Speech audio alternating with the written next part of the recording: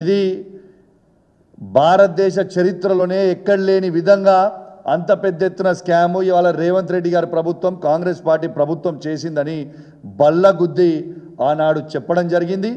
ఈనాడు ఇవాళ మేము ఏదైతే చెప్పినామో ఇవాళ న్యాయస్థానం కూడా అదే విధంగా ఇవాళ తీర్పు కూడా ఇవ్వడం జరిగింది. మరియు రేవంత్ రెడ్డి గారు ఇవాళ ఈ గ్రూప్ 1 పోస్టులని 563 పోస్టులని అమ్ముకొని డబ్బులు తీసుకొని ఇవాళ రిజల్ట్ ఇచ్చింది అనేది ఇవాళ క్లియర్గా కూడా కనపడతా ఉంది. ఇవాళ రేవంత్ రెడ్డి గారు ఖచ్చితంగా యువతకు అందరికీ కూడా ఇవాళ జవాబు చెప్పాల్సిన అవసరం ఉంది. మీరు ఏ విధంగా గ్రూప్ 1 పోస్టులను అమ్ముకున్నారు? ఖచ్చితంగా రేవంత్ రెడ్డి గారి మీద సిబిఐ కేసు వేయాలని నేను బీజేపీ వాళ్ళని కూడా నేను డిమాండ్ చేస్తూ ఉన్నాను. ఇలా ఆనాడు బాగా మాట్లాడిన బండి సంజయ్ గారు ఇవాళ సిబిఐకి ఇవాళ తనే హోమ్ మినిస్టర్, ఇవాళ దీంట్లో అక్రమాలు జరిగినాయని స్వయంగా కోర్టే చెప్పింది. ఇవాళ బండి సంజయ్ గారు ఇవాళ రేవంత్ రెడ్డి గారి మీద మీరు సిబిఐ ఎంక్వైరీ కోరండి అని చెప్పి నేను డిమాండ్ చేస్తూ ఉన్నాను. ఎందుకు కోరరు?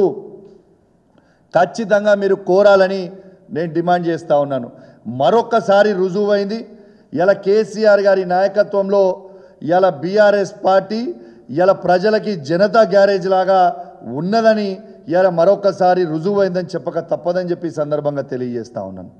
అది గ్రూప్ 1 ఎగ్జామ్లు నిరుద్యోగ యువత కావచ్చు, ఇవాళ అదేవిధంగా లగచర్ల రైతులు కావచ్చు, ఇవాళ హైడ్రా కావచ్చు, ఇలా ప్రజలకి సమస్య వస్తే ఇలా కేసీఆర్ గారు గుర్తొస్తూ ఉన్నారు.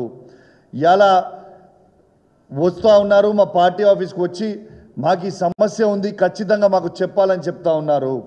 నేను ఆ రోజు దీని మీద గ్రూప్ 1 మీద మాట్లాడినప్పుడు ఇదే కుర్చీ మీద ఇక్కడి నుంచే ప్రెస్ మీట్ మాట్లాడితే ఇవాళ ఇదే రేవంత్ రెడ్డి గారు కాంగ్రెస్ ప్రభుత్వము నా మీద ఎస్సీ ఎస్టీ కేసు పెట్టిరు.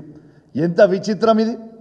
ఎస్సీ ఎస్టీ కేసు పెట్టి ఇక విచిత్రం ఏంటంటే ఇవాళ పోలీసు వాళ్ళు భవన్కి వచ్చి సీన్ ఆఫ్ అఫెన్స్ ఎట్లయింది ఏమైందని అడిగే పరిస్థితికి వచ్చింది. వీళ్ళకి ఇట్లా పిచ్చి గిట్ల లేచిందా ఏమైందని అర్థం కాలే. ఆ రోజు మా భవన్ ఇన్ఛార్జ్ అయిన రావుల చంద్రశేఖర్ గారు ఆ రోజు ఫోన్ చేసి కమిషనర్ గారికి హైదరాబాద్ సిపి గారు